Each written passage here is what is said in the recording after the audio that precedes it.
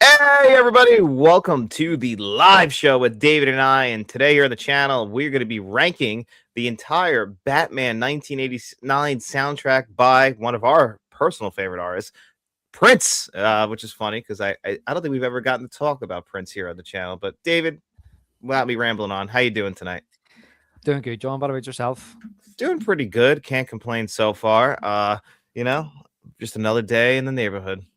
Nor day, nor dame. Yeah, I had that long after my dinner, and I made some pasta. But some nights you make it, it's just hits the spot, and there's other nights you make it and you go, "Mm, I could have done better." I could have done better. No, I get that. Hopefully everyone can comment in the chat. I just want to make sure that's all working. I made sure of that earlier this week, but I'm going to double check anyway right now while I have it up. No problem. Well, Yeah, I should actually pop it up on my phone, mate. I just want to Let me make sure just, because yeah, sometimes they put it on no, it's not for kids. Sometimes that screws it up. But just wanted to double check. yeah. Let me just pop it into my phone here, and I'll see where we are. Yeah. Yes. It would help if I actually went into the right stream, John. That's true. So, we were talking, but I like the story you tell. How did you first come to Prince? Because you were telling me you weren't like the world's biggest fan until a certain point in your life, right? Yeah. Well, first of all, I want to actually say that we've had this planned. I think we mentioned it on one of our podcasts before about let's do our ranking on the Prince soundtrack. I think we mentioned it. And then Stranger Things came out over Christmas and New Year. And it just so happens that Prince is back in the, Mainstream. yeah. And a lot of younger fans are actually finding Prince for the first time. And it got us kind of talking about Prince, even though we had this episode coming up. And, I'd already known you were a Prince fan, and I'm a Prince fan. But how I actually came to Prince was like I have an older brother who is a fan of Prince, and I wasn't a very big music fan in the 90s when I was a teenager growing up. I was more of a movie fan, and my first kind of entrance into Prince was, that sounds a bit weird, but was actually the Batman soundtrack from 1989. And I remember I was 8 years of age, and I remember my older brother having the Batman soundtrack on cassette and listening to it. And obviously, us, me being a kid, I was more fascinated with Batman more than actually Prince. So all I wanted to hear was the music from the soundtrack because it was the Batman soundtrack. And it wasn't until later on when it was coming towards the end of the 90s where we're heading towards the new millennium, and 1999 was getting played a lot, and Little Red Corvette.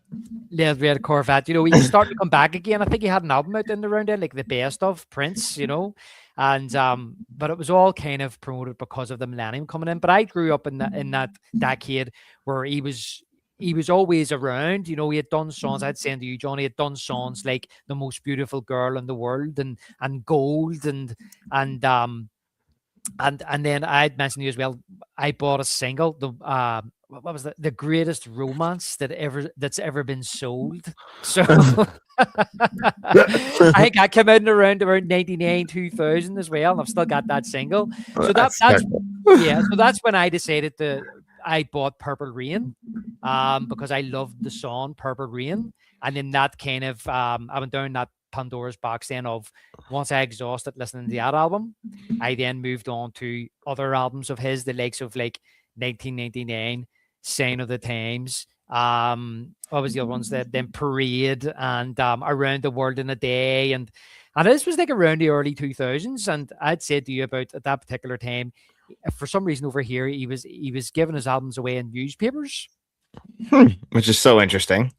Yeah, so I don't know how that worked. He must have been getting paid by the newspaper. So if you went down and bought the local newspaper, you got his brand new album.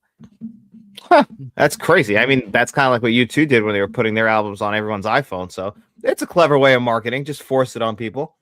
Yeah, I think as I said to you, Prince was kind of like he was so opposed to the whole streaming thing.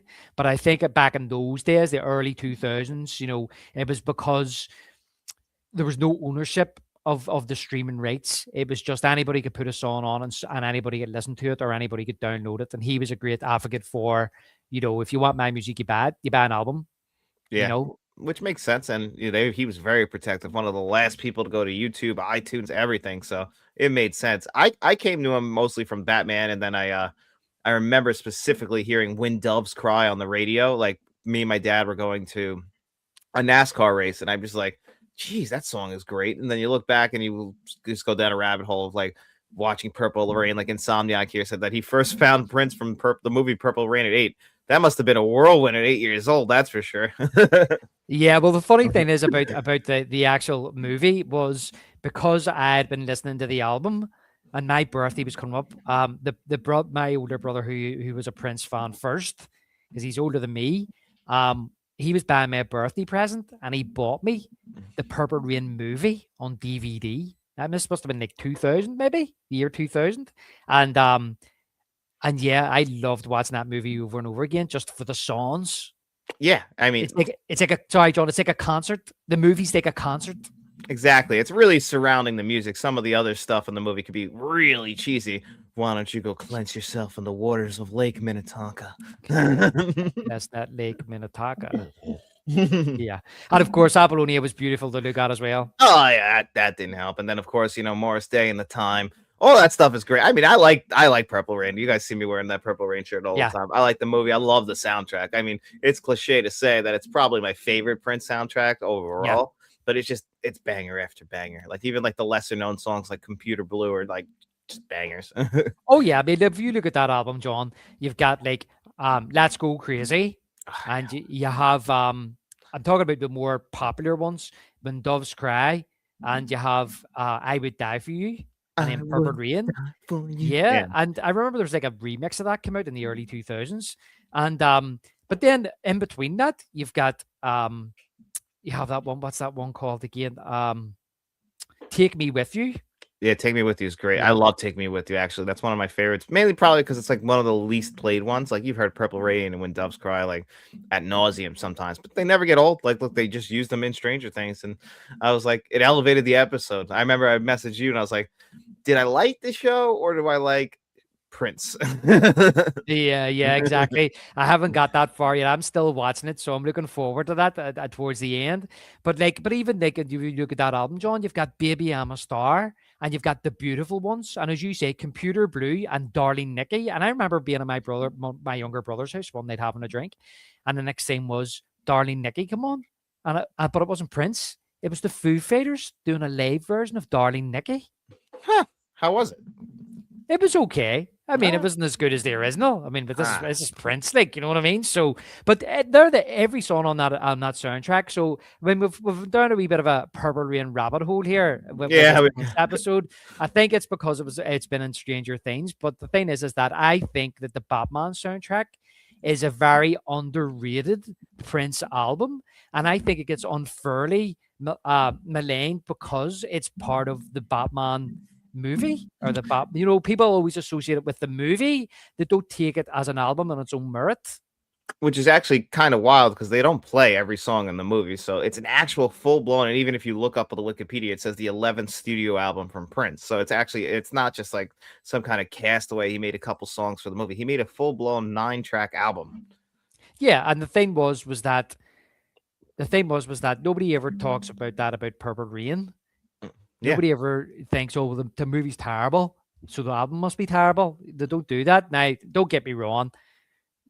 Anything he done on Batman is nowhere near what he done on Purple Rain. And No. as you said there, they used When Doves Cry and Purple Rain in Stranger Things because they were the same. A couple of the singles, they were the most popular songs that he done of that album. But yeah, I believe that Prince was they were gonna use "Baby I'm a Star" and "200 Balloons," I think, in the movie. They used them as temp tracks or something like that. Maybe it wasn't 200 Balloons. Maybe it was a different song. And then they asked Prince, could they use the songs? And he says, well, look, I'll just do you new songs. And when he visited the set in London, he said, well, do you know what? I'll just give you a full album. He came back with 9 songs. But some of these songs were kind of he had already written. Like, for example, Vicky Waiting, he had written for a girl he was dating. Her stage name was called Anna Fantastic. and it was called Anna Waiting. And he says, "Look, can I have it back? I'm going to use it for the Batman soundtrack." And she said, "Yeah." And he says, "Well, I'm going to change some of the lyrics, change it to Vicky Waiting." The likes of 200 Balloons, he was originally going to put in Batman, and he changed that with a new song called Trust, as well. So it's pretty hard when you've got a powerhouse like Prince coming along and saying, "Now I'll do a full album for Batman," and then the producers kind of go, "Well, look, this is Batman's 50th anniversary. We've got this whole hype around the Batman movie. We've got Jack Nicholson, and now we've got one of the biggest, pop stars in the world telling us he wants to do a full album. So we'll do a full concept album." Yeah, why not? It doesn't of hurt. his You put songs. you play some in the theater, and it's double revenue, like because then you sell the soundtrack and you sell the score separately, and you get double the revenue. It doesn't hurt. Well, at one stage, John, Prince wanted to do the score.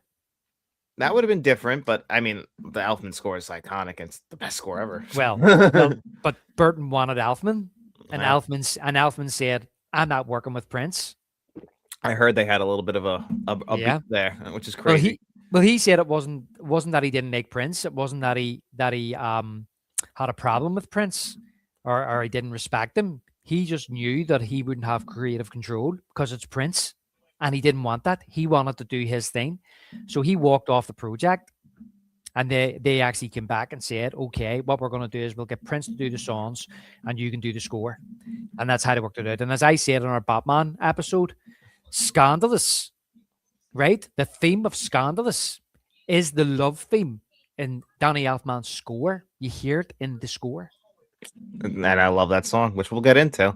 And I just want to let you guys know, like, you can start dropping questions for the Q&A. We'll just like kind of take them throughout. I don't see much comments yet, so it'll be a little while, I'm sure. We have one from Mr. Smelly Potato that we'll get to a little bit later in the show as well. And yeah, so if you want to start dropping them, feel free. But we could probably start ranking this soundtrack, right?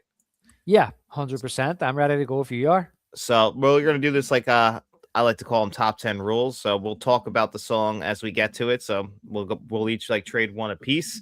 I'll do my number 9. David does his number 9. And if it's higher on his list, we'll punt it and we'll talk about it at the highest point. So hopefully that makes a lot of sense. So you ready, David? Yes, mate. Yeah. Do you want to go first or should I? You go first. Oh, well, that's sweet. I'm going to go with Lemon Crush, number 9. That's a punt. That's a punt? Okay. All right. Yeah. What's your number 9 then? My number 9 is Arms of Orion. Oh, that's a punt. Okay. My number 8's Bat Dance. My number 8 is Bat Dance. All right, so we got an overlap there at least.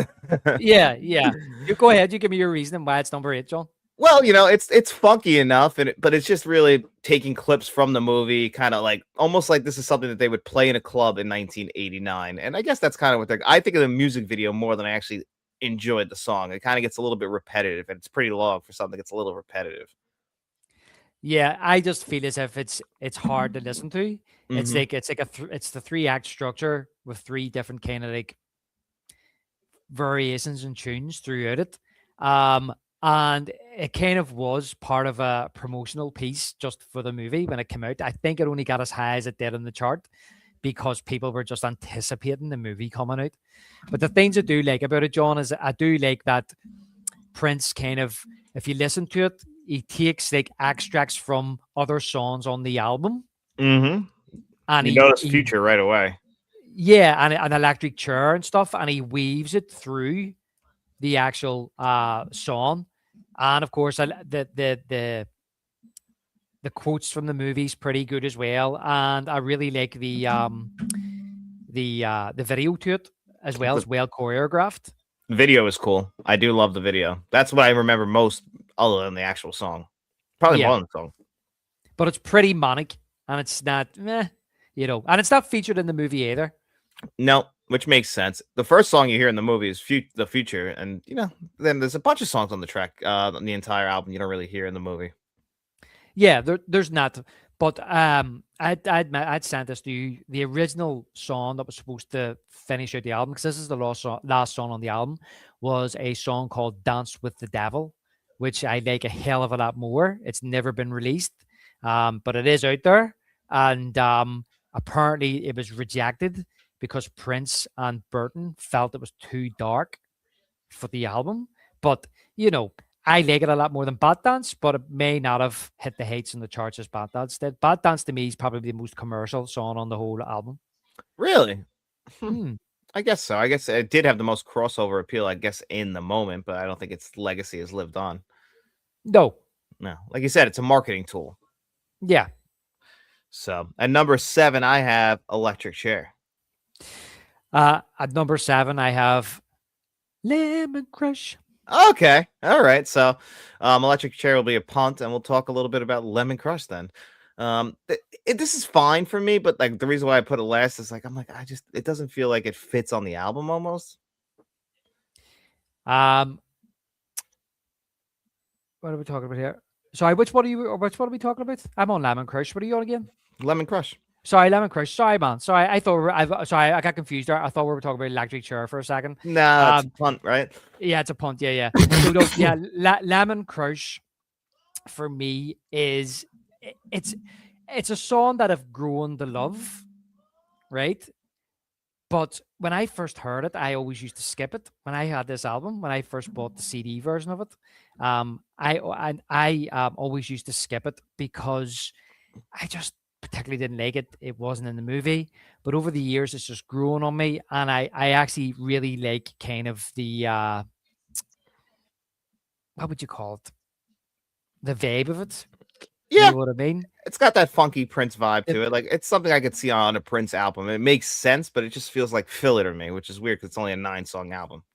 Yeah, it's that funky vibe. That's what's grown on me over the years, and now I do listen to it, but I just couldn't rank it any higher on my list. Fair enough. Fair enough. Dan Demand said I actually really like the track "Scandalous," but I only heard it at the end credits. That's the only time they play it, right? It's not in the movie. But you said that Danny Elfman kind of intertwined it into his love theme. Yes, well, the tune of "Scandalous" is in the Danny Elfman score, so that if you listen to when Vicky Vale and Bruce Wayne are in the Batcave, and when Alfred lets him in or lets her in, and he's having a conversation about I don't know why you have to do this, and he's like because nobody else can. If you listen to the theme in the background, it's Scandalous, only played in the orchestra. Huh. That's perfect. Yeah. So I guess he still wanted to pay a little homage to Prince, even if it wasn't like as much of a rivalry as we made it out to be, or as I made it out to be. Well, as far as I'm aware, it's actually his dad, it's Prince's dad that composed that. Really? If you read the back of the album, it says "Scandalous," composed by John T. Nelson. That's his dad. Huh. Interesting. Mm-hmm. It's funny how it would end up like that.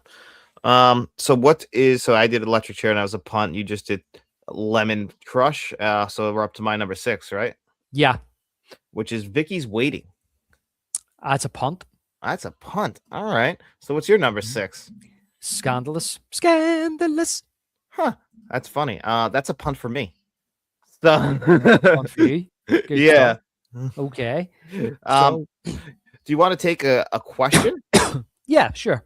All right. So Mr. Smelly Potato actually asked us both if we were participating right now. I don't even know if they have these in Ireland. So, excuse me if I'm wrong on this, but Barnes and Noble is having a 50% off sale right now for Arrow Video. Do you guys have those? No, we don't have Barnes and Noble. No. No? Okay. No. Well, Barnes and Noble have it. Well, they're a bookstore here. Probably the only bookstore that we really have that's like kind of mainstream. Right. Okay. So they're having a 50% off sale of Arrow Video right now. And he asked if we were participating. Obviously, you're not, but I thought maybe you could shed some light on some stuff that people should pick up in the Arrow Video sale. Right. Okay. It all depends what people have. That's true. It always is about that. Like, yeah. I think one that we both really liked from last year that I can highly recommend at 50% is The Mask on 4K. Actually, you haven't watched it yet, right? I haven't actually opened it, John, or watched it yet. So is everything 50%?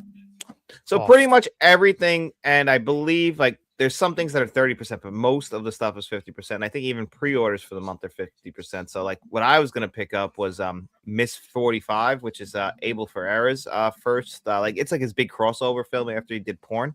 Mhm. So this was a little bit like, kind of more mainstream. I Mhm. haven't seen the film, and I want to grab that 4K because everyone keeps saying how good it is, and it's like under $30 right now, which is pretty damn good for a Right. 4K. Well, you see, we would get the same kind of sales that you would get in relation to Arrow and around October, and then they do like an Easter one.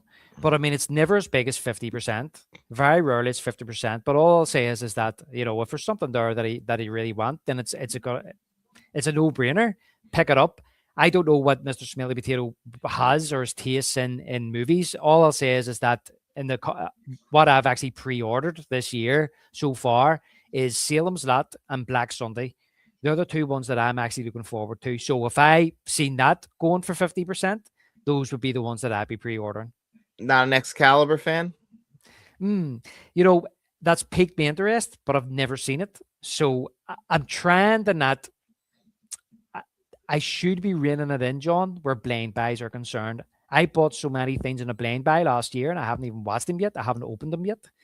So, yeah. So I kind of prioritized it with Salem's Lot and Black Sunday.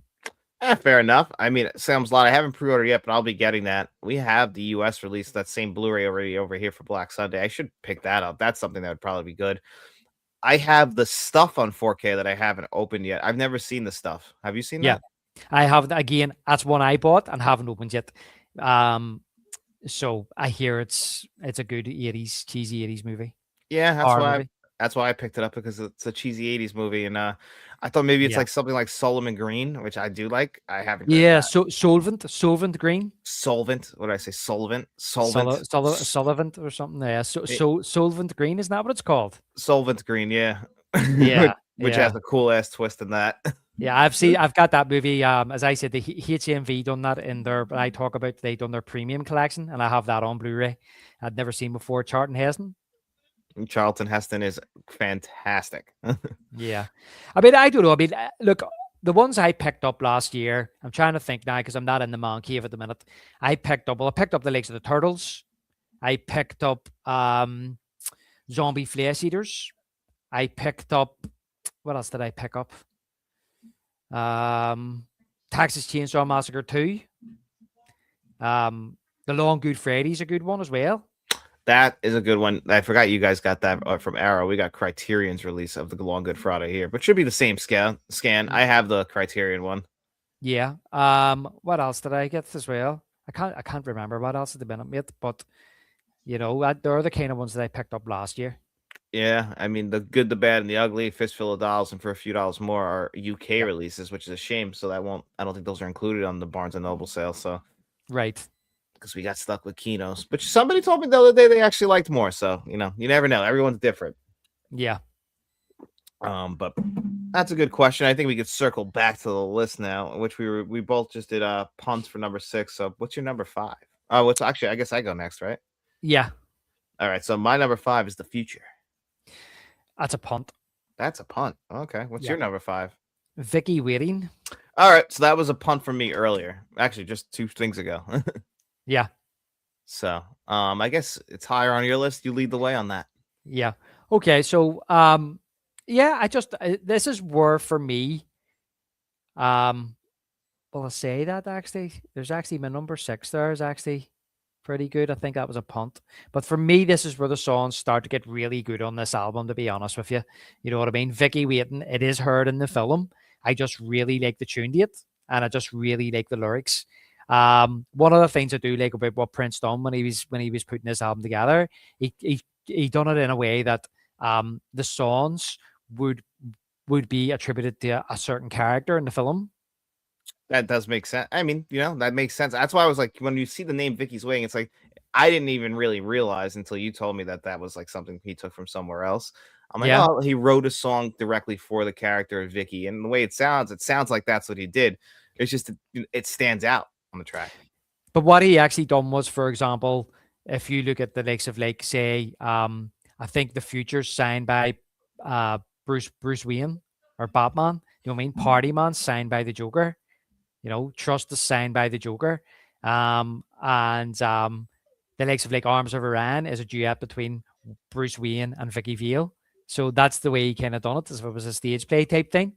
But Vicky Waiting for me is just Yeah, it's just it's a cool wee catchy number, which I really enjoy. Yeah, I mean, it's pretty good. I had it. Where did I have it on my list? I had it at number 6. When I was like, I had it lower, like my initial rankings, and then I'm like, yeah, I think I was being a little too mean to this one. It's actually pretty good. Yeah, yeah. Yeah. I don't So know if it starts with that Jack Nicholson then, when he yeah, says about I'm of a mind makes a moogie folk. I love the little clips throughout the album. Like, obviously when it starts off, one of the bigger songs on the album, it's cool. Like it, but you always kind of hear it for the rest of your life now because you think of the Yeah. soundtrack. Yeah, but it's good that that song opens like that, John, and then you hear like the phone ringing, Yeah. and then it goes into the song. Yeah, I like that. It's very well edited, in my opinion. Hmm. The whole album is. And Dan Demand said, "Do you guys think we'll ever see the return of the movie soundtrack? The Barbie movie made pretty good use of the format, and actually, that was a pretty good soundtrack. I was listening to a song from that pretty recently.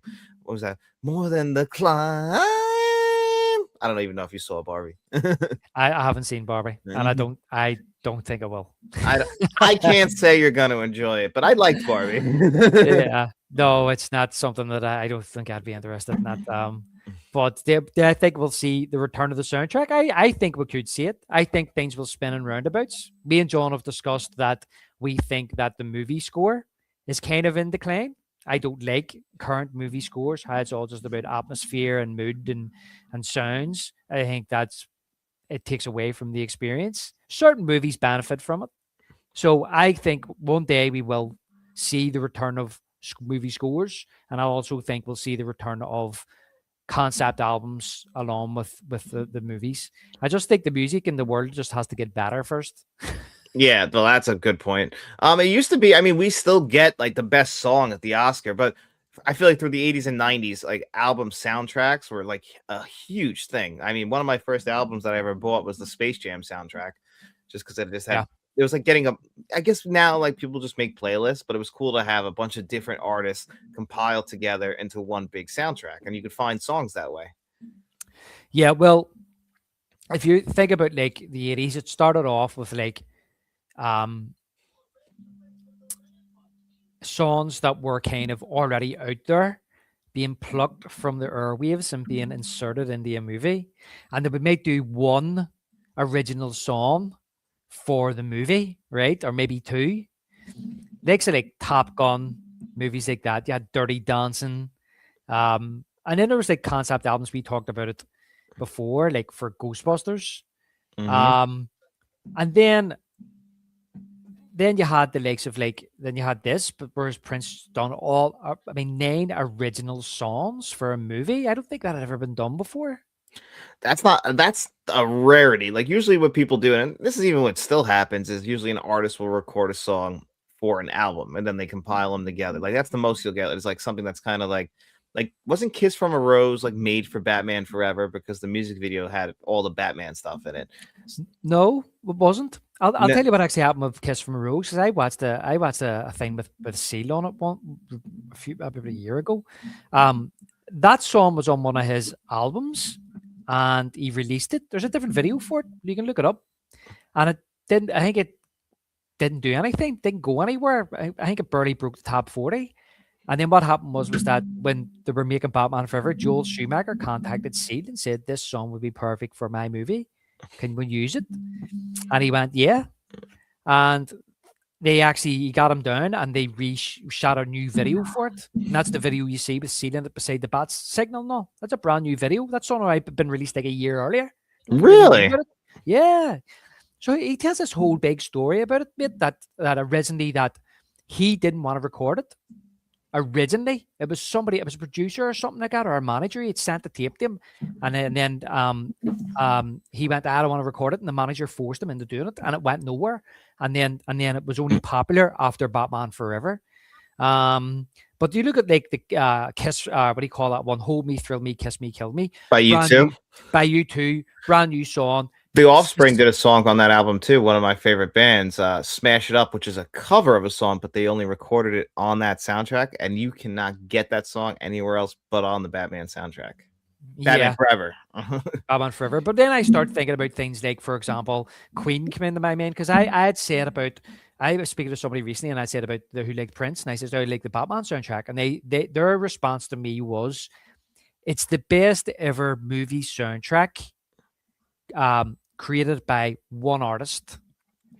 Yes, And it got me thinking: has there ever been any other soundtracks created for a movie by one artist? And the only one that came to mind was Queen for Flash Gordon. that's a big one. Yeah, that is a big one. I was going to ask you if there was any more like kind of around Prince, but like Flash Gordon's a big one. I remember that being popularized. Now, I'm sure there is. I just can't think of any. But then Queen, Well, then Tommy, isn't that a movie like with the Who? The whole album is about and then there's the whole movie. yeah, I haven't seen that. That's right, directed by Jack Nicholson. Yeah, isn't that crazy? Yeah, and you also have like there was a Beatles movie as well and Oh things like yeah. that. You know what I mean? But we had Purple Rain sure a few years before Batman, but I don't think that's what it. But I think Purple Rain was an album first and a movie second. It feels that way. And the album, I would say, his legacy has lived on bigger than the actual film, which I like the film, but I think it's kind of lasted. Its legacy has gone on. Yeah, it's a great one of the greatest albums of all time. But that leads me on Flash to Gordon. but that leads me on to Queen, just saying about Queen. They then done two songs for Highlander. They wrote two songs for Highlander, but those songs specifically written for Highlander are on their It's a Kind of Magic album, which has other songs, nothing to do with Highlander on it. Now I want to watch Highlander. I didn't know that. Well, they done two songs. They done It's a Kind of Magic, and they done Who Wants to Live Forever. Sorry, they done another one as well. They done Princes of the Universe. Okay. Them three as well. And I'm near certain that Magic album has other songs on it which have nothing to do with Highlander. Near certain. Huh. Well, that's kind of just like this Batman soundtrack. Even Suicide Squad 2016 did really well, and soundtrack matches the vibe of the movie along with a terrific movie score by Stephen Price. That was the best part about that movie, honestly, was the soundtrack, the score. It was all right. So where are we on this list now? Are we? I think have you done your number 5? My number 5 was The Future, which was a punt. Right. Okay, so we're on the number 4. Yeah, and this one might surprise you based on where you had it. I have The Arms of Orion.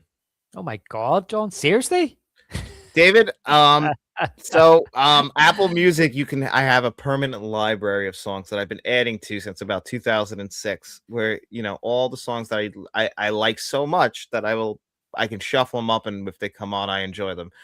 This time listening to this album, I added The Arms of Orion to that list because I probably listened to that song about 10 times in the last week. I've really enjoyed it. Yeah. Well, I have to say, I omitted something actually earlier when I was telling the story about how I got in the Prince. I had the Batman soundtrack before the Purple Rain album. I talked about listening to the cassette, but I actually bought the CD album, must have been in the mid 97, 98, in the round then maybe, by Prince. And I used to listen to it all the time because I loved the Batman movie. And I used to just listen all the way right through from start to finish. And I remember one time that song came on and my mum came into my bedroom. She was putting washing away or something. And she kind of said something like, what's that rubbish or something like that about Arms of Iran. And I kind of, she made it like it was really sappy type thing, There's me like bloody 18-year-old, man or whatever, thinking, yeah, this is quite sappy actually. Why am I sitting listening to this? But no, just over the years, mate, the way Lemon Crouch is growing on me, even though Bad Dance to me is like, is really chaotic, I just can't have Arms of Iran. And the fact that it's not even in the movie either, I have no affiliation with it whatsoever. I don't particularly think it's a good Prince song. And it's not even in the movie. So that's why it's my number 9. Yeah, I get it. I actually enjoy listening to it. Like, I mean, it is sappy, but I actually like songs like this. So it's maybe a little bit more in my wheelhouse. Yeah. Well, do you know when I was kind of, I don't know, when I was looking recently, the Arms of Iran wasn't even written by Prince. Really?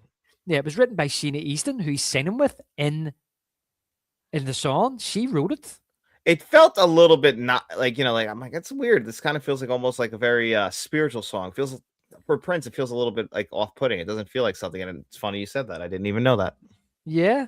So, but fair enough, mate. It's just, I It just doesn't can't make have it. sense on the soundtrack. It sounds Yeah. like nothing else. But if this was on a different Prince soundtrack, I'd be like, oh, it fits in more. But I gotta be honest, I like the song. Yeah. Well, he done the music to it. She wrote the lyrics. He done the music. I think he had said, "I want to use this song for the Batman soundtrack. Really sing it with me." And the only thing about it, John, is that the sound of it and the end with the drums and all kick in, and there's that wee tune at the end he plays is very Joker-esque, and that kind of ties into the rest of the album. That's the only part of it. But when I was young and I said I used to fast forward the Lemon Crush song, see now I fast forward the Arms of Orion song. It's the only song on the album I don't listen to anymore. Really? Huh. Yeah. Fair enough. Fair enough. I know I like it. I see Stacy's here. Hi, Stacy. We're gonna answer one of your questions in a second. If W had imposed another musical artist concept album on Burton for Batman Returns, who would have you recommended for the time? So that's 1992. Mm, So like somebody around that time in like 91, 92 who was really popular. Who would you recommend for a concept album for Batman Returns? that's a really good question. That is a really good question. I'm trying to think off the top of my head, like who was really popular around that time. Obviously, like the big names bubble to the top, like Michael Jackson, but like that's just too Mm. obvious. Well, I know Tim Burton recommended Susie and the Banshees to do one song. I don't think they wanted a full concept album of Batman Returns. So he done one song. So it was Susie and the Banshees, which all ties into that kind of gothic side of things. And I love that song they do for that. And they incorporate some of like the Catwoman sound in it. I think Elfman helped them write it as well, or had something to do with it. But I know that one of the original ideas for the original Batman was to get Michael Jackson and Prince, and Michael Jackson would write the songs for Batman, and Prince would write the songs for the Joker. Yeah, well, that makes a lot of sense, right? Yeah, but I think that it wasn't the fact that there was rumors going about that they didn't want to work together. That's not true. Um, Michael Jackson was on tour at the time doing the Bar tour, Well, 1988. I always felt like there was some sort of mutual respect there. You just want to assume that the two guys up top probably hate each other, right? Yeah, I would say there was a healthy competition there, John. Competition is great. Competition creates cash. You want that. Like, Yeah. But as for who to do a concept album in the early 90s, oh god, I'm trying to think now. I'm what kind of popped thinking in my maybe mind was like like grunge music was getting popular at that time. Like maybe one of those rock out artists of the time. Like I wouldn't say Nirvana because I can't see that, but like maybe like Soundgarden could do something like that, or what's their names? STP, Stone Temple Pilots. Like yeah. I'm just like spitballing here. Well, I was thinking like somebody like Sting. Sting would be cool. Phil Collins. Phil Collins got his album when he did the Tarzan soundtrack, which is 10 times better than the film. Yeah, well, there you go. I'm kind of thinking somebody like that. Or what about a female artist who's not Celine about that? Dion, maybe. What I about got on Madonna? Madonna. Whitney Houston was huge then. She does The Bodyguard though in '92 also. Yeah, Yeah, that's right. so yeah, so I just want to see what is it called? Did you have to pop out real quick? Oh, what time is it? Oh, I got a I'll go. few more. I'll go in about 5 minutes. What about I'll go out there. I've got to pop. I'll pop out now. But what about? I'll leave this with this one. What about Simple Minds? Simple Minds, were they still big in 1991? Oh yeah. Oh yeah. Yeah. Yeah. Yeah. Yeah, well, Mhm. you got to tell me I was literally not alive. Yeah, yeah, they were big. I'm trying to think of those bands that were really big in the 80s, just still going along and into the 90s, you know? Like Duran Duran was still like pretty big in the early 90s. Yeah. Yeah, so that's another like kind of like crossover band that was still popular. Trying to think like it's tough. Like Prince is like the perfect. Honestly, Prince works so well with Batman '89, and it just everything with Danny Elfman. It all kind of makes sense with that film. Well, the thing is that, a lot of people think that the Prince songs dated. And Tim Burton says himself that if he had a choice, he wouldn't have used them. But see, at the same time, John, as you say, like he created original songs that feel to me like they work in this world. And the songs that they use with the Joker, especially, like really suit that character. And the fact that Prince is known as the purple one and he done Purple Rain and his colors are like purple and black, that all kind of like, as you say, suited what they were going for this film at that particular time. It may not have worked in any other movie. No, I mean I feel like all the stars had to align, and then I wonder if I'm just as big of a Batman fan, Prince fan, Jack Nicholson fan, all because of this movie, because it all kind of culminates at like Yeah. such a young age. Yeah, I feel exactly the same. I think that influence I had at that age of 8 years of age, with the likes of like Prince and Batman all coming together, is what later in that decade came back to me and got me into Prince's music. Yeah, well, that's true because it was such a long gap until you come back around and then you started to really become like such a big fan. I think Simple Minds was still big, but dropping off a little bit of popularity at the U.S. by the time. Maybe that's what I've heard. Like maybe if they just weren't as popular in the U.S. then, um, as much of the charm of Batman '89. Yes, I agree. Like it really does. I don't think it dates the film at all. It's crazy that people would even think that. Like the songs they play in the movie add to the film. Yeah, it's really funny, but because anybody I speak to, like when I say about who's a fan of music, who's a fan of Batman, who's a fan of Prince, and I mention the Batman '89 soundtrack or the Batman soundtrack he done for it, they always say great album, great album. I've never heard anybody say anything bad about it, and which boggles my mind and kind of breaks my heart. And Shaun of the Dead, when they're Oh, throwing the vinyl records at the zombie, and he pulls out Purple Rain, doesn't he? And he goes, "No, don't throw that." He puts it back, and he pulls out Batman soundtrack. Chuck it. yep. I'm like, no, I pick get the something joke. else. I get the joke. It's like, he did good with Purple Rain, but he messed up here with Batman. And I'm like, what's Yeah, Edgar Wright trying to tell us, man? You don't like the Batman soundtrack? That hurts. I know. Even though it's not the best that Prince had to offer, it's still great because it's Prince. Yeah, I mean, if we ever did a ranking of the Prince soundtrack albums, I mean, I guess it probably wouldn't be his, maybe not top 3 or 4, but I still put it No, pretty high. no. I mean, I'm thinking like I'm trying to think how many albums does he actually have, but I mean, it might It be said top this was his 10. 11th, and obviously that's before the 90s. Yeah, it might be like his top. It could be a top 10. You know what I mean? It's not going to be maybe top 5. No, Definitely not going to be top 5. I mean, I have to look at the list and go and have to rank him. He's got so many classic albums. It's tough to do that with him. So this was 89. This was his last album before getting into the 90s, and like the 80s was his most prolific decade and most popular decade. But when you look at like he was knocking out album after album classics like Prince, Dirty Mind, 99, Purple Rain, Round the World in a Day, you know what I mean? Sign of the Times, Parade, group, and that's all before I think Batman. Do you know what I mean? Every one of them albums are arguably better than Batman. He was just able to crank out a classic album like it was nothing. That's how good of a musician he was, how good of an artist he was. He was prolific. He just kept pushing it. Whereas Michael Jackson had to spend a long time putting an album together to try and top himself. Jackson was so good. The next album, he was always thinking, I need to top myself. Whereas Prince was just going, no, I just need to do another album. I just need to do another album.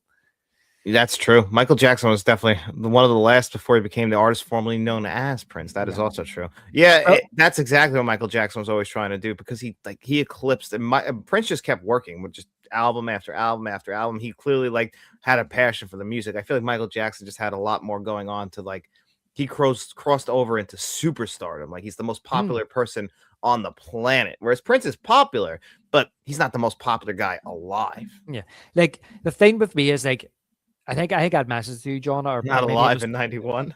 Sorry, yeah, I was born in 92. Yeah, well, I was born 10 years before that. So the thing is, and also one as well, Diamonds and Pearls. I think that's a 90s album, but absolutely amazing album. But the thing is about Jackson, John, as I said, he had Off the Wall. When did Off the Wall come out though? Was that is it 79? It might be 79 or 79. It's either 79 or 80. It's right there. Let me I'll tell you right now, actually. Yeah. I need to get my charger as well, actually. So you want to go take care of that, and I'll vamp a little bit and tell the people went off. So August 10th, 1979 by Epic Records. So he had that, then he had obviously Thriller, and then Bad, where his 80. Would you think about, all I'll say is that I cannot praise, no matter what you think about Michael Jackson, I cannot praise those 3 albums enough. There are 3 completely different types of albums, types of music, and all 3 of them are outstanding. And the thing is that when he was actually He done Off the Wall, and it's more like a disco type late 70s album. Funk. Funky. He done Thriller, which was like just pure pop, and then that was so successful. That's why it took him so long to get bought out, because he was like, I just don't want to throw another album out. He was like, I want to do something which beats that. And I would arguably say, I used to think Thriller was his best album, but I absolutely love Bad. And he was snubbed at the Grammys, and he should never have been snubbed for that album. That album is phenomenal. Those three albums are phenomenal. But in saying that, Prince was the type of guy who just, as soon as he had done something, he wanted to move on from it. When he made Purple Rain and it was so popular, the record company expected him to go on a 2-year tour signing the songs from Purple Rain in 1999 and a few others threw in. After about a year or something, not even, he threw the head up and closed the tour down and went back. And he said, I can't sing that anymore. And he produced Around the World in a Day within like a few months and put that out. And that was a big hit. That's the thing with Prince. It says every time that he had a success, he wanted to just put it behind him and move on to the next thing. And if you look at Round the World in a Day, sounds nothing like Purple Rain. No, and I understand that in him, because he's like such an intellectual. He's like, he gets bored. He's like, I don't want to go tour, because that's usually what it was, and that's what Michael Jackson had to do. And it's the 80s, and it's a different time. It's not like how it is now, where things are so niche. Like, he was so popular, everybody around the planet wanted to go see Michael Jackson on concert, and he was making hand over fist of, money. Like, why wouldn't you want to pass that up? Makes sense. See, with the record companies in those days, they made a lot of their money through the touring. So when they had a popular album, they wanted to squeeze as much money out of that as possible. That's why they toured for like 2 years doing the same album. But Prince was like, no, I just want to do something new. Yeah, and you're right. I read a book on the making of Purple Rain, and that's what they said. They said the Revolution said he was bored to tears going out every night and singing the same song. That's why he didn't sing a lot of them songs for years. He hated singing them. Yeah, when you get that popular, I get it. Like when I was a kid, I never understood like why somebody who has a one hit, why they're bitching and moaning when it made them rich. But I'm like, for the rest of their life, they have to go out on stage and sing that one fucking 3-minute song, and it probably drives them insane, because I can see it now. I'd be frustrated. Yeah, like a lot of people love Frank Sinatra. Say, "Oh, my favorite Frank Sinatra song is I Did It My Way" or "My Way." Apparently, he hated it. He hated that song. That's my boss at my regular job's favorite song, by the way. Is it? Well, a lot of people love that song by Sinatra, and apparently he absolutely detested it. But anyway, listen, mate, I gotta go and get this charger and stuff. I'll be back in a minute, okay? All right, yeah, I'll vamp for a little bit. I'll say hi to everybody who's jumping in the chat now. Yep, and I'll see you in a second. So Dan Demand, you're right. Absolutely. The Michael biopic will definitely be popular with Gen Z. I'm not 100% excited, because I heard about like what they had to do with the third act to like please the estate, and there were certain things. So I'm afraid that certain popular things are going to get omitted from it. I will be there seeing the film though. Obviously, it's one of the most popular films coming out this year, but Michael Jackson has crossed over. Prince, it's funny. I work with some Gen Z people, including my brother-in-law at my regular Joe job. And I put my phone on the Bluetooth, and like everybody can listen to it at the butcher shop. And we got Prince will pop on every once in a while. And my brother-in-law will come up to me and he'll be like, "This is a great song. Who's this by?" I'll be like, "It's Prince." And this will happen all the time. I'm like, "Dude, you're just a Prince fan. Just look up Prince, and he'll probably be a lot happier of a guy." It's still he never topped Thriller, in my opinion. Fair enough. I love the Batman Forever soundtrack. We actually were talking about that a little bit earlier in the show, and I absolutely love the Batman soundtrack too. Owned it. Loving the Stranger Things is a whole new audience to Prince. I'm hoping that more people come around on Prince, because that's the greatest thing for new generations to find the artists, is have it in something that's popular. And those needle drops were honestly the best part of the whole finale for me. So hopefully you guys are enjoying them as well. As far as Stranger Things goes, "Kiss from a Rose" is my that would be a kiss from a rose, and yeah, "Kiss from a Rose," "Kiss Me, Bang Me, Thrill Me," or whatever the hell the U2 song was. I'll never get the name right. And then of course, like the Offspring had "Smash It Up," which you hear in the movie where Robin steals the Batmobile. And he pretends that he's like, "You're not Batman, you're Bat Boy." I love the Batman Forever soundtrack. I could do it for karaoke. I could probably. I'm terrible at memorizing song lyrics, but I still get up there for karaoke. Trust me. Yeah, the U2 song. let's see. In a way, Prince was like Bowie. They were both. I want to make sure I save that one for David because that's a great comment. Excellent comparison. Yeah, I have to wait for David to get before we get back into that because that is an awesome. That is a perfect way to put that. So what else? In a way, Prince was like Bowie. They were both okay. I didn't click the other comment yet though. And Flaming Lips, Bad Days. Yes, that whole soundtrack was so good. One of the best ones of the 1990s. That's for sure. Let's see. Nirvana. Nanover would not play Smells Like Teen Spirit because they got so sick of it. Yeah, I could see Kurt Cobain being the kind of person that gets really fed up with playing the same thing over and over. I've seen live kids clips of him playing the song "The Rose" by Bette Midler, and I'm like, he could do that. Like his version was just as enjoyable as Bette Midler's. Like I was talking about why I like Arms of Orion. I like some like little cheesy songs like that. I know they're not for everybody, but I enjoy them. Rewatching Batman Forever, I saw members of En Vogue in one of the scenes. Yeah, I think I've heard that, but I have to go back and actually pay attention to see if they are in there. It's 1995, man. 1994, they were filming that. It does feel like, and Kiss from a Rose, doesn't it feel like the most like 1995 thing, like that ever 1995? Like you could just transport yourself to that time. Stacy, I have a question from you from earlier that said that what is my favorite rom-com of the 2000s? I'll answer that without David because I know David's not a big rom-com guy. I would say it's probably it is actually 2000 when Wedding Singer came out. That Adam Sandler, Drew Barrymore movie is great. I'm not a big rom-com guy myself, but that's a very good one. A little bit different. It's funny. It's an Adam Sandler vehicle. I always enjoy it. I don't run back to it as much as other things, but I enjoy it. Let's see. Rewatching Batman. So, geez, I read that one already too. Let's see. Exactly. One of the Seals permanently 1995 times. He's so much is of the time. I hardly ever people say they don't like. So I got to make sure. All right, I'm gonna wait for David before we get back into that one. I don't want to like go on too much without him, so I'm gonna try and find some other questions to answer while he locks up his house and gets his charger. Have you seen Paradise Records? Thoughts on Southland Tales? Haven't seen that. Favorite Ray Liotta comedy. So I don't really ever think of Ray Liotta when it comes to comedy, but if I had to pick one, that security guard movie he did with, he's pretty funny in a lot of things, but did he really do like the last movie he did was what, Black Bear? Wasn't a huge fan of that. Yes, so the person who I watch rom-coms with most is this person right here, Faith Williams, 4060. That's the lucky lady who won the lottery and got to marry me. So if you guys are ever wondering who the missus is, that's who she is. I don't like rom-coms much. Maybe Ghost World. Love that one. Like every once in a while, one will slip in and I'll enjoy it. But, they follow such a formula of like, should they be together? They're really falling in love. And then some sort of event happens and they fall out in love. And then by the end of it, they make up and everything's happy ever after for them. It's just the same exact formulaic kind of release that they always kind of do. I like it when they kind of play around with it. What was that, Crazy Rich Asians from a couple years ago?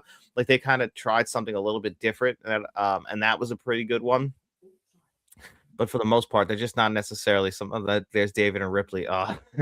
She's a cute dog. So I guess he's coming back on. Let me find that Aaron Click comment because this is a good point. Welcome back, good sir. Hello. Do you have the radio one? No, I was singing "Kiss from a Rose." That was me. I'm only joking. I mean, hey, I thought I sound like Seal, so I was like, don't turn the radio on. I had to wait for you for this one comment because this is a good point, and Aaron Click follows up. But in a way, Prince was like Bowie. They were both chameleons, and I that's a very good point. And that's true. That's actually Bowie may have been a good one to do the soundtrack for Batman Returns. Yeah, I agree. That's actually a good one because he's a chameleon. He can definitely bounce around genres. You never really hear two of the same. And he again also a good actor. Yeah, they used to reinvent themselves as well. That's the word. Stay relevant. Aaron Click says, these are the artists I hardly ever hear people say they don't like. David Bowie, Tom Petty, and Prince. They appeal to a huge listening audience without ever compromising their integrity. That's 100% true. I don't know if you're a big Tom Petty fan, but I love Tom Petty. Oh, yeah. Tom Petty and the Heartbreakers. Yep. Free Falling. 'Cause I'm free! free falling.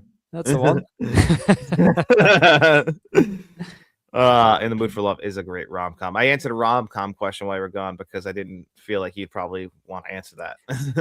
It's probably that's a genre that doesn't exist to me. That's what I was figuring. I do like Shaun of the Dead, but you realize that that's a rom com. A Zom rom com. It pretty much does follow the formula though of a rom com, where it's they're together, it's not working, they break up, he's got to prove himself, he comes back and they saves the day. I love Shaun of the Dead. So I don't know if it's oh, can you hear me? I can't hear you right now. Did I mute myself? Or are you muted? I can't hear you at the moment. Look on the bottom, see if the mute thing is on. Maybe I have to remove you and add you back, or is it me? Let me know, guys, if which one of us you can't hear, because it could be me. Oh, there you are. You're back. Me? Yeah. Yeah. Sorry. I don't know what happened there. So I had to make back on again. It went off for some reason.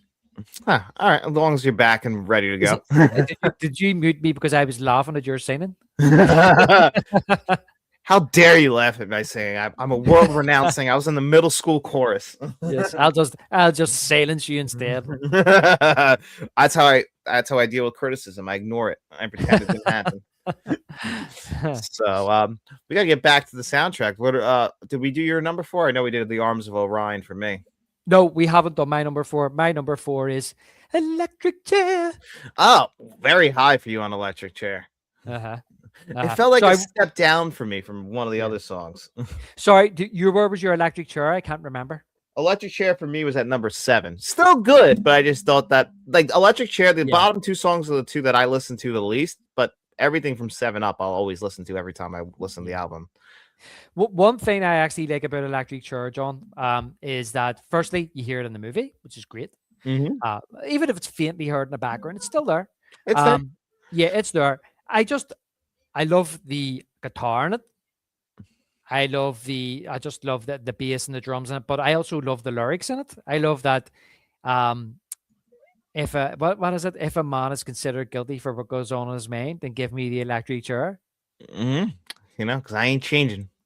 And then I seen there's a video actually of Prince performed it on, was it NSL in 1989? And I think it was I may be wrong, but I'm near certain it was introduced by Jerry Hall. Really? And he done it live, and they had the big purple bat symbol behind him as well. And then when you hear that live version, which just sounds exactly like the version on the album, that's how good he is. This is a cool song, it sounds like a great riff, but I really love Electric Chair. Yeah, it's one of my favorites on the album. Yeah, the number 4 is pretty high for that. And I noticed, based on what I've seen, I think our top 3 are exactly the same. I just wonder what order. Number 3, I got Scandalous. No, that was a punt. I was a punt. So you had that lower, right? That's right. I'm sorry. Yeah, no, you're fine. You're fine. I had Scandalous at number 6. Really? I thought, okay, you're right. I remember that's right. For some reason, I coasted by it. Yeah. Well, that's why I said earlier when I got to Vicky Waiting, I looked at it and went, oh, from here on, and every one of these songs are amazing. And then I realized, no, Scandalous is just above it. I still love Scandalous. I love it's the last song that's played at the end of the movie. Weirdly enough, I love the love theme that's incorporated in the Danny Elfman score. But it's a ballad, and it's mesmerizing. It's very dreamy. But there's something ballady about it, which kind of maybe it's just just not fond of these ballads. Yeah, it's very much a long ballad song, which that's why it kind of imparts itself on me. That's why I enjoy it. It's kind of a story. I enjoy it. It feels like an R&B song of the 1980s. So I get it. Also, the first time I heard it, I'm like, this doesn't necessarily feel like it could be on this album, but it works. And it's like you said, the last song that they actually play on the film. So it had to make it somewhere. And I love how when just as the titles are ending, you just hear that scandalous echoing out. Yeah.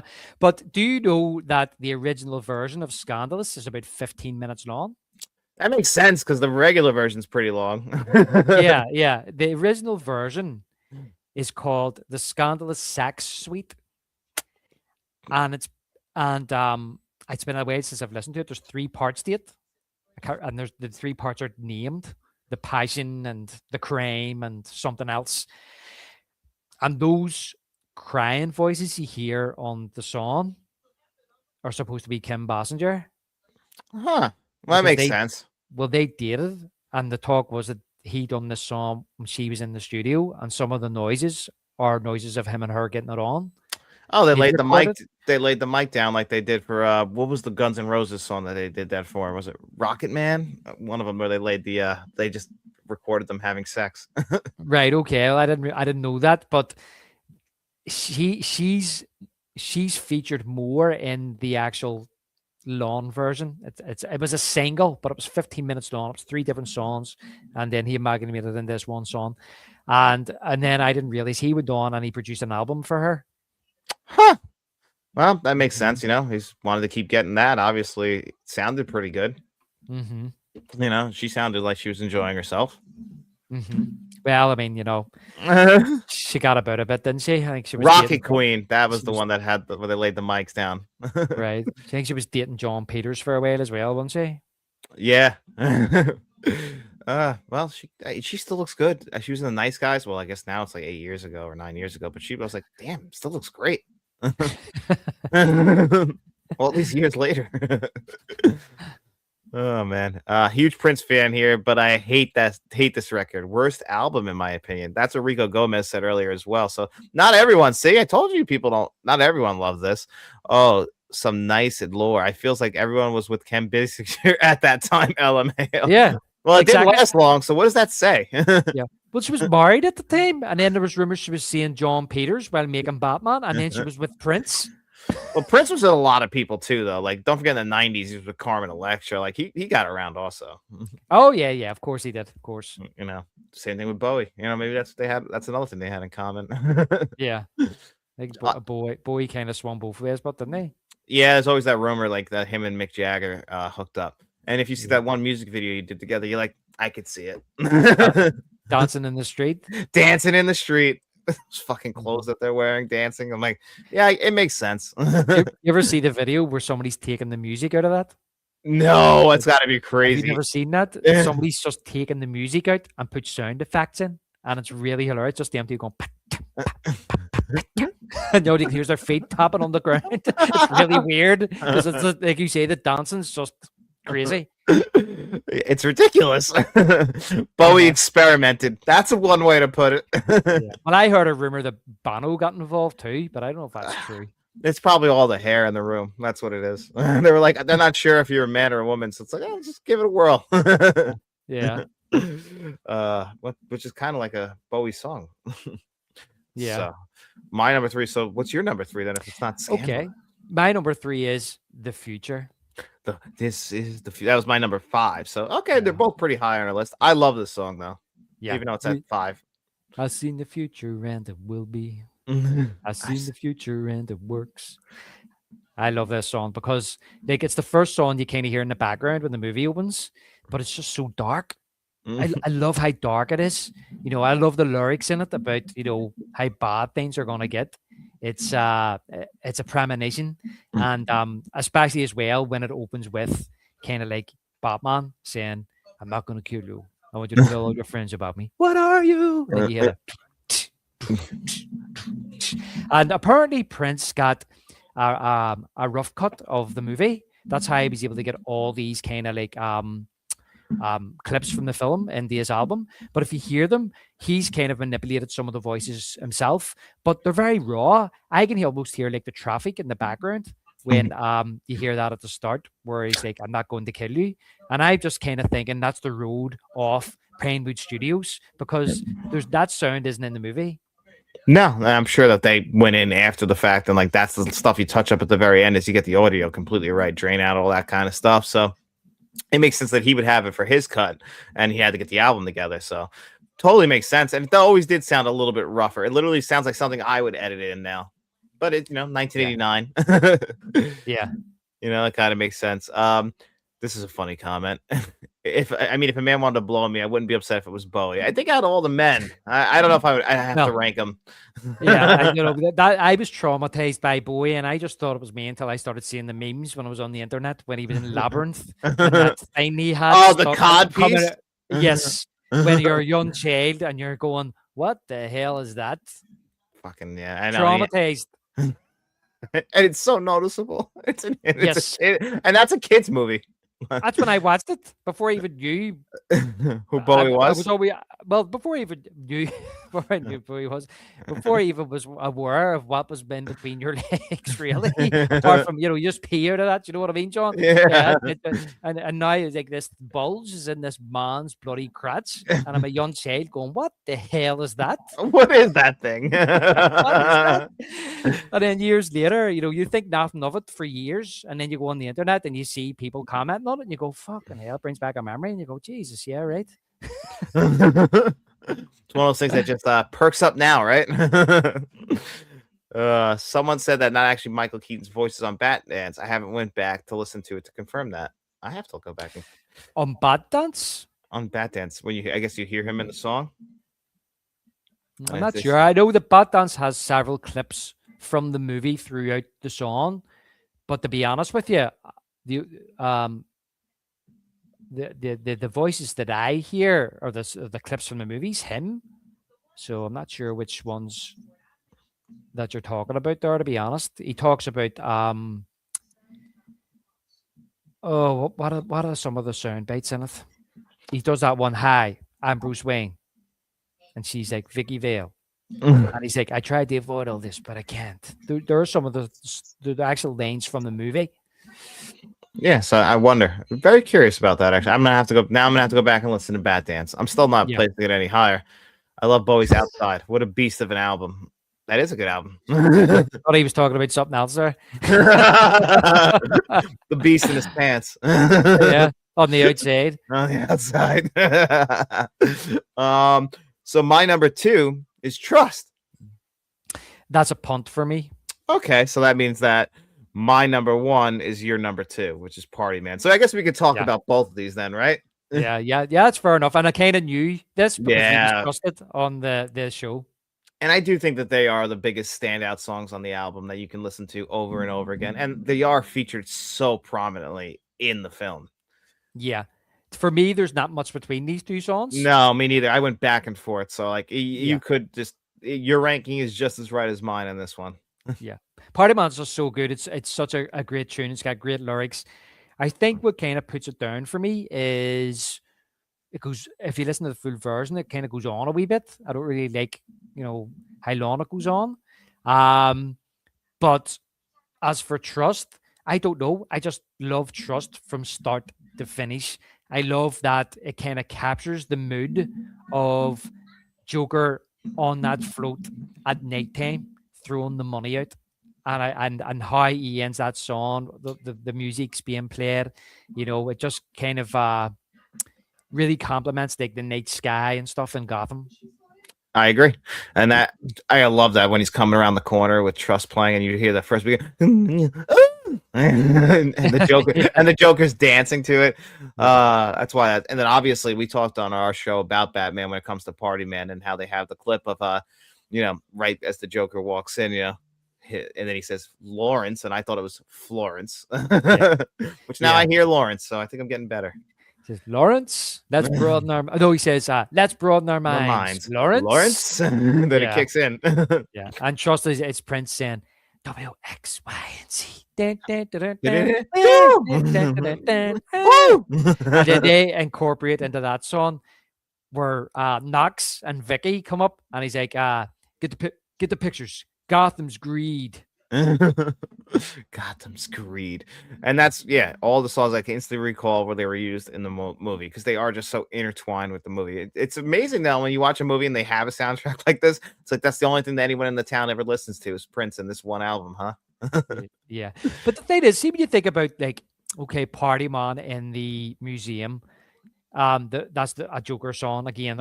It's funny we have picked the two Joker songs to be up top, but I also believe Electric Chair is also a Joker song. But the party man's about him getting in the museum and being this fun party guy. You know what I mean? He is. He's dancing to it and all. He's jumping up the steps and stuff. But of course, they're destroying the paintings in the museum, which he'd always think, "Oh no, what are you doing? We're ruining this all these works of art." But when you listen to the lyrics of Trust, like they perfectly fit what's going on in the story at that particular time. Trust, who do you? Yeah, who do you trust? Who do you trust? Who Hubba, do you hubba, trust? hubba. And then exactly when they cut that song off, and then the Joker turns to the crowd and says, "Hubba hubba hubba, money money money. Who do you trust? Me? I'm giving away free money. And where is the Batman? He's at home washing his tights." So I love how it just fits in that scene. It's just perfect. Wow, this was submitted right before you even said that. And where's Batman at Yeah. home washing his tights? And I always think of that. I always used to think of the 1960s show when he says that. Yeah, well, that's kind of what you're envisioning is the the blue and gray with the yellow utility belt that that's probably what Yeah. Alfred did in that. He washed him and Robin suits because they can go through the wash. It was a little different than the rubber suit. There's no tights there. Yeah. And also the fact that maybe he's calling Batman a bit of a Ginny on, as we would say, and he's pooed his pants because he's now doesn't want to go and fight the Joker, so he's having a joke, having a dig at him.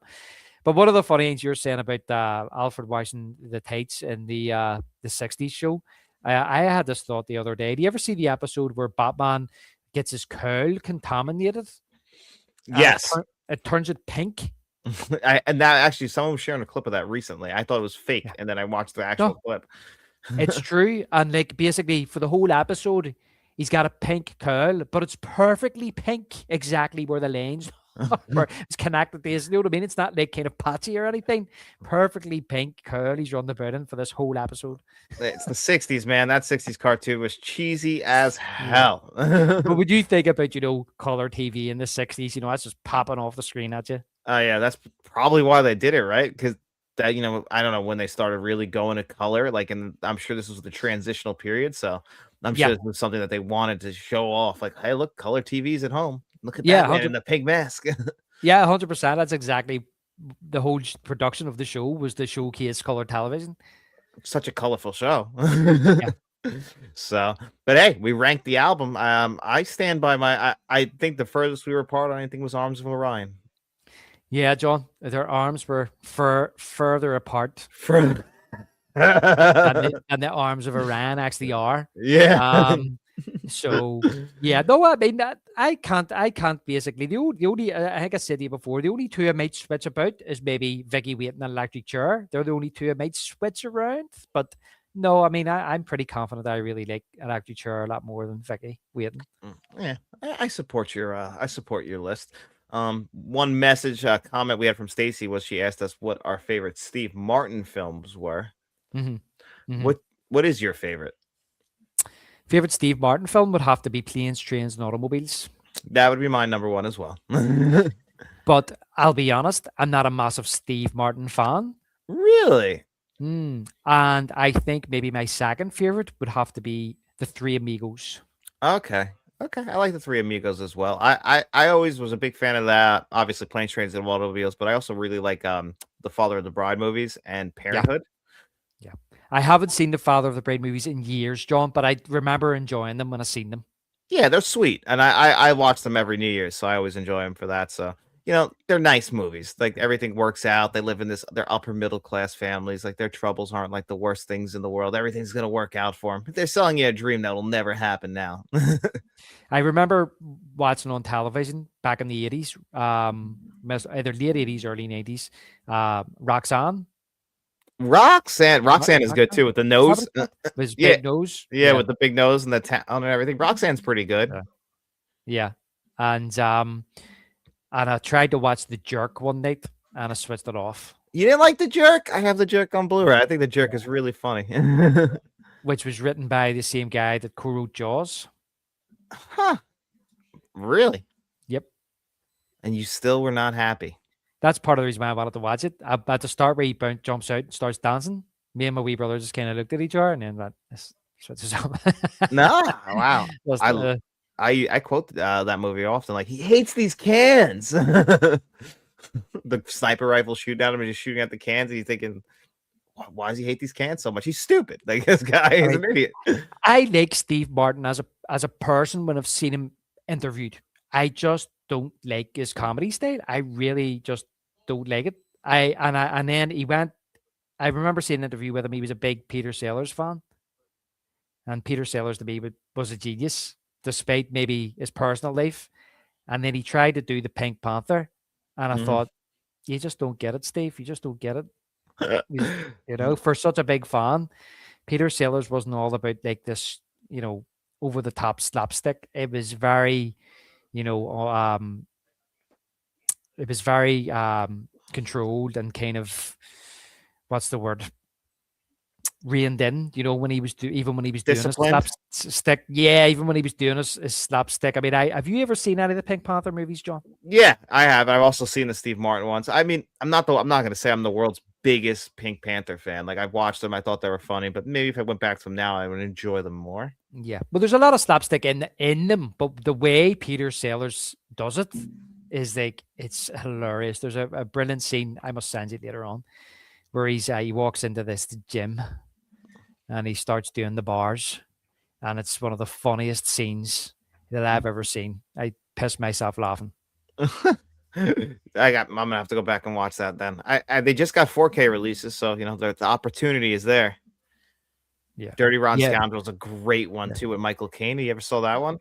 I haven't actually. You would like that one. Dirty Ron Scoundrel's up there on my list as well. That is absolutely the dinner table scene is so funny. But if Yeah, you're not a big fan of Steve Martin, I don't know if you'd like it as yeah, much. but I love. Steve saying there about Bergerac. Yes, that's what the Roxanne was based on with the nose. But see, Dirty Rotten Scourge, I always remember being in the video store in the 80s. And you know what I mean? I always used to see it sitting there with Michael Caine on the front. And the thing is, I really like Michael Caine. I love Michael Caine. And the thing is with that is that I love playing strains. But what I love about playing strains is that Martin's kind of playing more of the straight guy. And he's brilliant at it. He's funny in that movie. But he's playing the straight guy. And it's kind of like, I'm not an Adam Sandler fan, right? But I love anger management. And do you know why I love anger management? Because he's playing the straight guy and he's funny. And Nicholson's playing the comedy guy.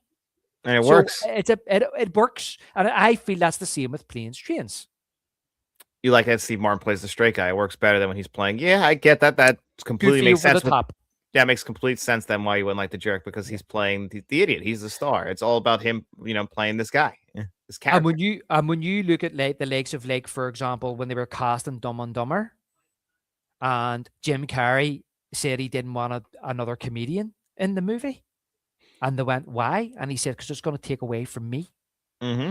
And It makes sense. he fought for Jeff Daniels, and Jeff Daniels only get paid something like $50,000 to do that movie Mm-hmm. because he really wanted to do it, thought it was funny, They wanted to thought he work would with Jim turn it Carrey. down.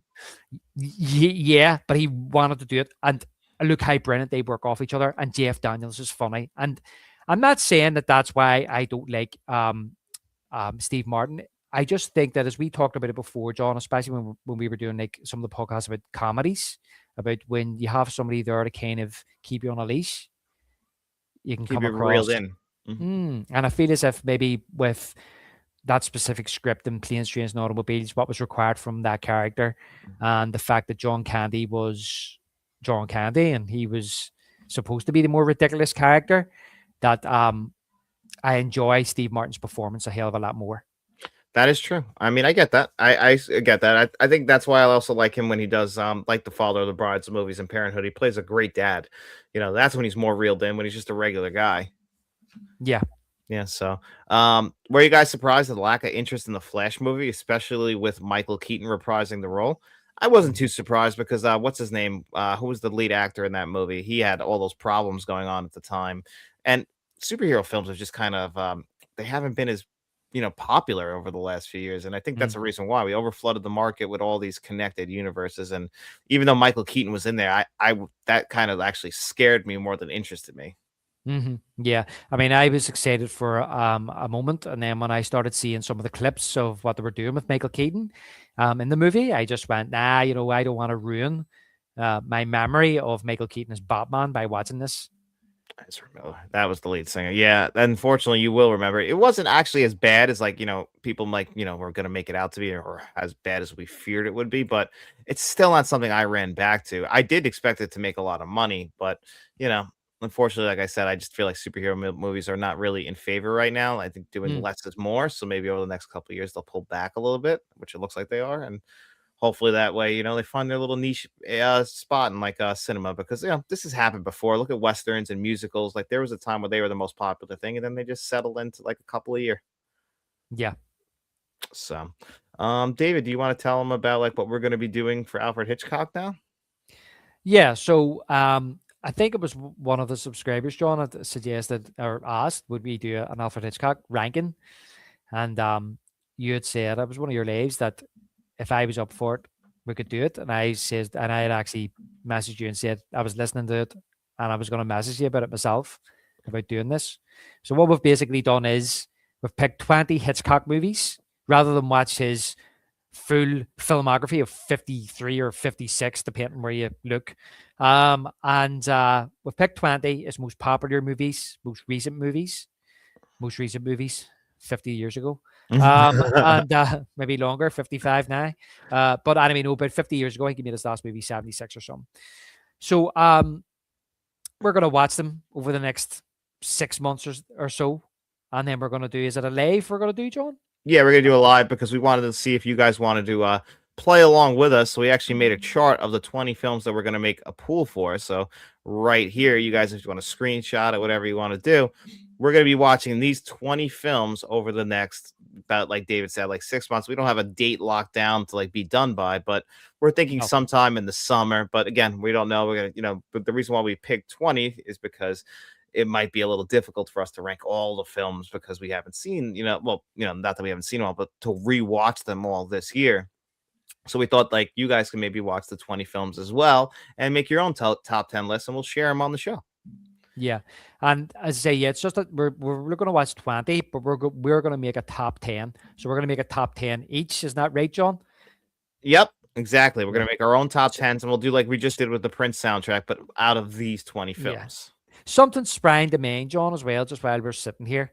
Maybe me and you should actually uh give them a score out of 10 Oh, as that's a good well. idea. And then we'll add our scores together. So you just pick, no matter what you score a movie, right? Just pick your top 10, right? But score the 20 movies. I'll pick my top 10, but still score the movies, right? I And then like what that. we'll do is we'll add our scores together and then we'll do the top 20 with our scores added together. What do you think?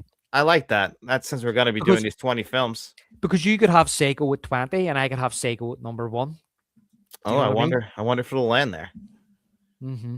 We'll have to- Are you? I mean, if you could say Sego's a 4 for you, and I could say Sego's a 10 for me. Do you know what I mean? So that's 14, and we could both say Vertigo's an 8, and that's giving it 18.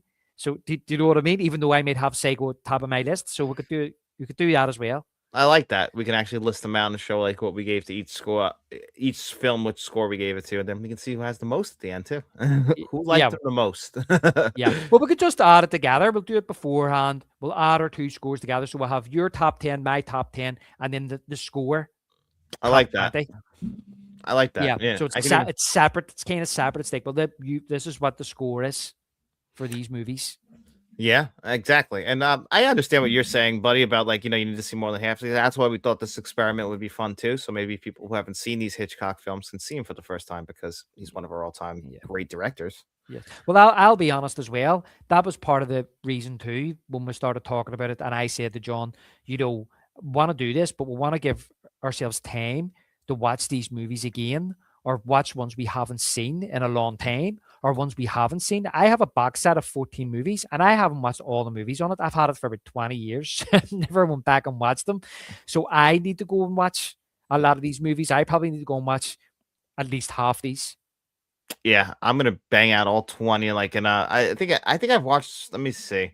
There's a few on here, but the one that Saboteur, the like, I know I've never seen that, and I have that and Frenzy, but I've never seen them. I know you're a Frenzy fan. I think you recommended that a couple of years ago.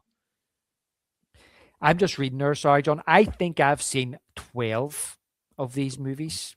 I 12. think possibly I've seen 12, maybe more. I might have seen Dial M for Murder. If I have, I've seen 13 of them.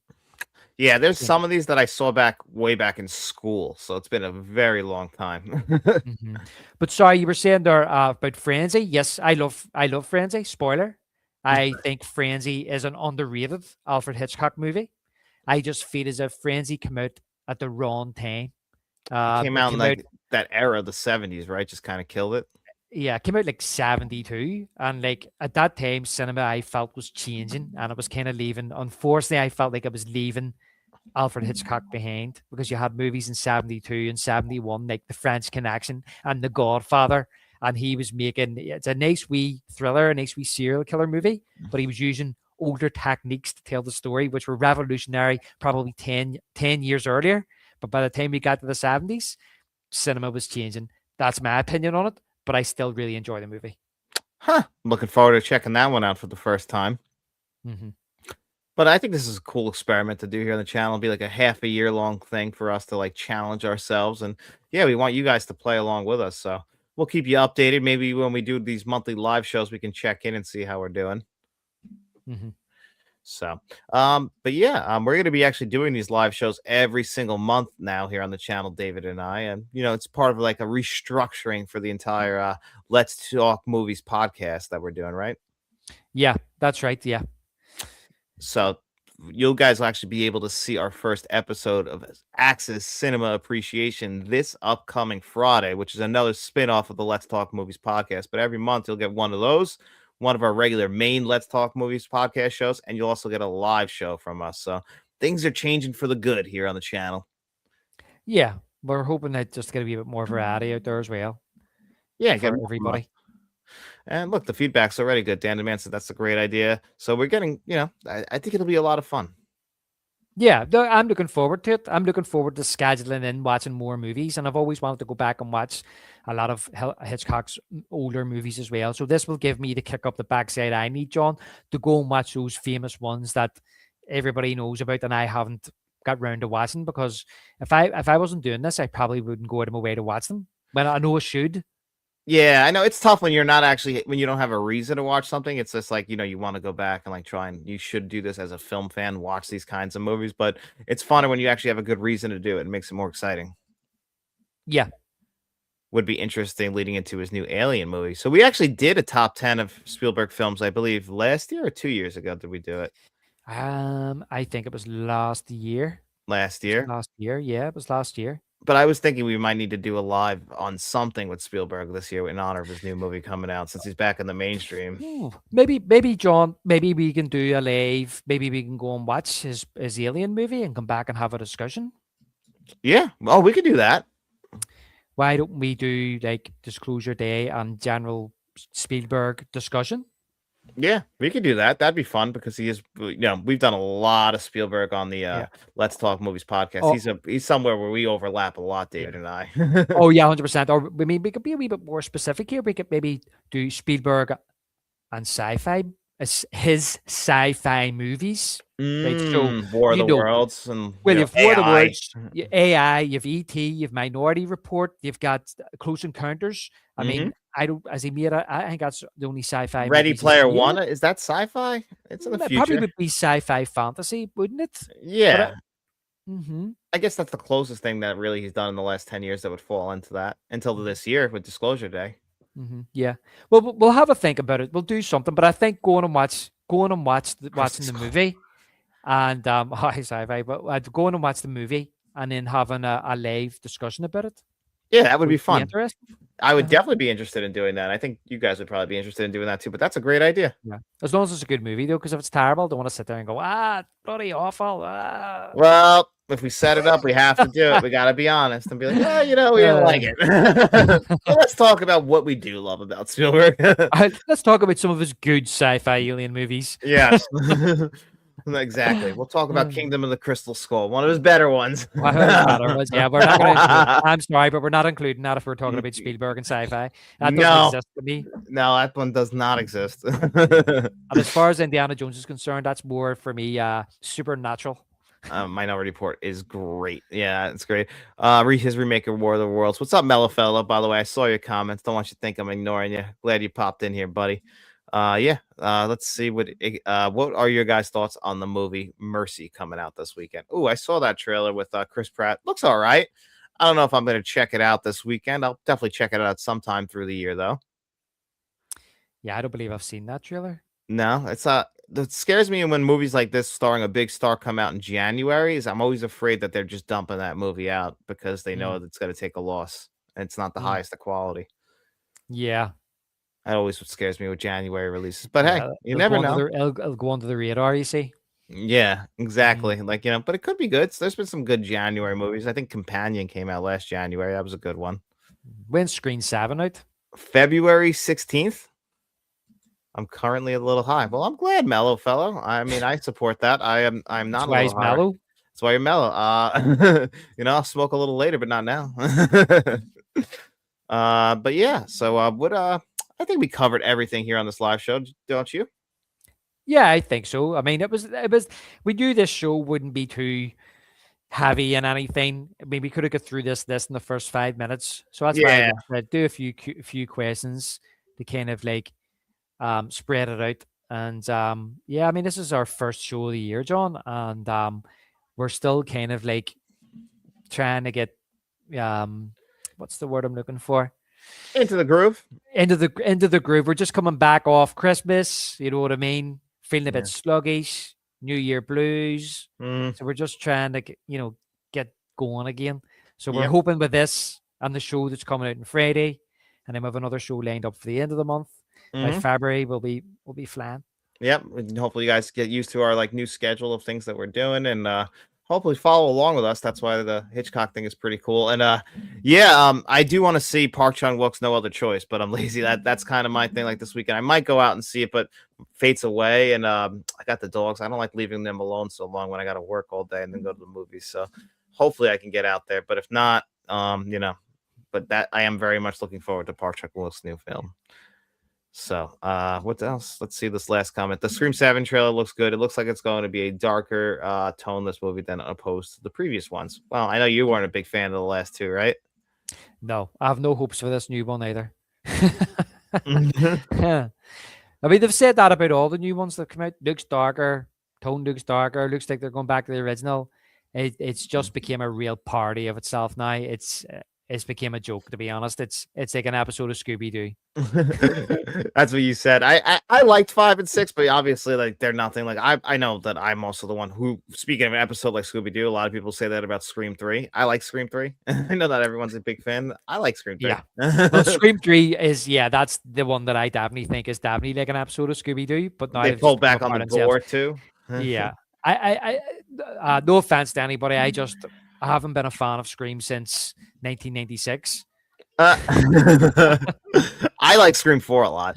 I can't believe that Batman 89 was the most expensive movie at the time, around 30-40 million dollars. Man, times have really changed. Yeah, movies are good. Some movies are over $300 million to make, which is absurd. A movie should not cost that much. Yeah. I'm there certain it was more than that for Batman 89, but I mean, I know like Jurassic Park in 83 was around maybe 50 or 60 million. Yeah, and that the value of the dollar has just gone way up throughout society in general. It's like the way things cost now and what the value of money, not the same. No. Not the same. But I think that's going to do it here for us. So hopefully you guys enjoyed this show. I had fun. Did you have a good time, David? Yeah, I did. As always, John, it always flies in. It does. It goes by. It was over an hour and a half. I didn't I expect know. I that. always feel like it feels like it's not that it's slow, but I look at the clock at the start and it's like, 10 minutes just went by and I'm like, what are we going to talk about for the next hour and a half? But the next thing you look, it's like an hour and 30 in. Yeah, exactly. It all just takes off eventually for us. So we'll see you guys next month. Thank you very much, Dan the man. I'm glad you Thank enjoyed it. you. We hope you guys all enjoyed it, and we will see you guys next month. But make sure you guys tune in this Friday for our Godfather episode of Cinema Appreciation, our Yeah. first one for Axis Yeah. Cinema Appreciation. We really are looking forward to it. We want some feedback, so if you guys could help us out, we'd appreciate that. And yeah, have a good evening, everyone, and Thanks. Have a good evening. see you all around.